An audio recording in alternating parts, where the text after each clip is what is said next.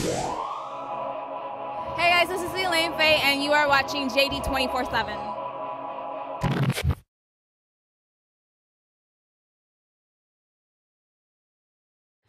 This is Jett Dunlap for JD 24/7 here at Indie Thursday, and I'm here with Elaine Faye. How are you tonight? I'm doing well, thank you for asking. How are you? I'm very well, thank you, and I don't get that question a lot, so I'm good. Thank you for asking. How'd you guys feel tonight? I felt really good. How do you guys feel? I think we had a good energy. Yeah. How important is something like Indie Thursday to artists who are coming out and really trying to get their name out there? It's so important. It's important to have opportunities to like showcase in front of people that can help them get to where they want to be. Like as indie artists, we have our goals and dreams and places we want to get to, but we just need stepping stones to get there, and this provides a great stepping stone for that. How did you like the venue tonight? It was great. It was just, there's so much energy, and I like that there was like already people here, probably from the hotel and traveling, and then everybody brought their people, but it was just great energy. The sound people are awesome, love them, and So with today, the way the industry is, how many people are trying to get in the music business? How important is it to be an entrepreneur? How important is it to find new ways to get out there and get exposure to your brand?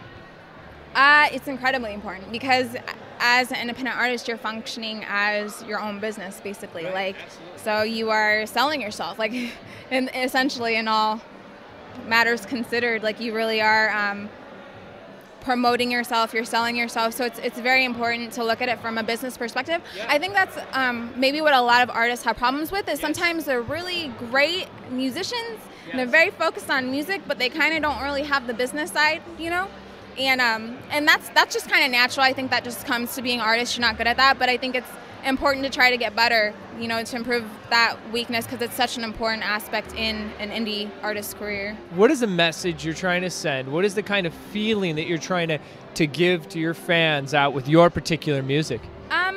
My music, I keep on my music very positive and for the most part pretty upbeat, but I just try to keep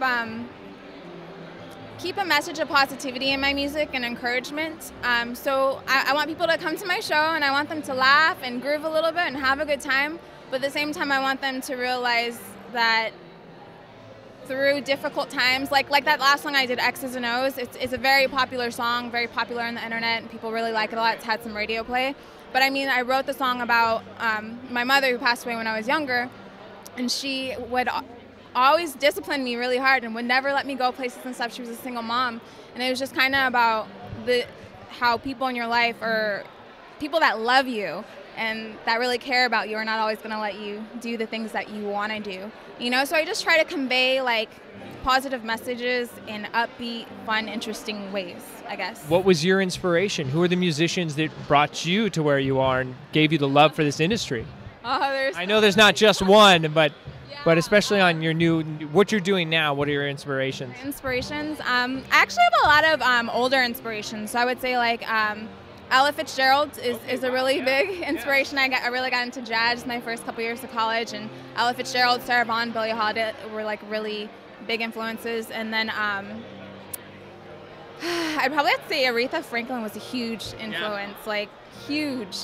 Stevie Wonder, Alicia Keys has been a really big influence, and even like newer like pop soul R&B artists like even like Joss Stone and I would say Adele as well. So it's a lot of different people. Where is it, you were talking earlier about the passing of your mother, but where is it that you find you get the most from your music as far as writing? What are the moments in your life that really you just pour out on paper? It's usually emotional times, really. I mean, like that first song I played, Get Back Up, I was really frustrated about being so broke. I was like late on my credit card payment and I didn't know how I was gonna pay my rent.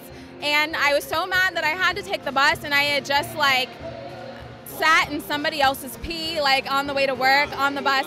It was horrible. Like I walked around with a little wet yellow stain on my butt the rest of the night. But it's just, it's just things like that evoke a big emotional response usually is when I need to get something out. And I love talking to new artists for that very reason, because I think when you're really just coming up, you still have that feeling. And when you're making millions and millions of dollars and picking out the, you know, the leather in your Learjet, it's a little harder to, and singing about how many houses you have and what color Bentley you have. I mean, and that's definitely, there's another side of the music industry right now where it's all about just singing about how awesome their material things are. And that's great. But it's just, I think it's so much more, there's so much more soul and heart to when you're coming up in this business and you've been through what, you know, what you've been through, and you get to really get that into the music. No, I agree. It's I've been through a lot of stuff, but like I wouldn't trade it for anything because it's brought out, like it develops your character and you grow, and then great stuff comes out of it. Whether you're writing songs or whether you're, you know, a business person like with a great work ethic, or somebody who just values things in their life, you know. So well, thank you so much for coming out tonight, and congratulations on performing, and we wish you the best of luck. Thank you so much.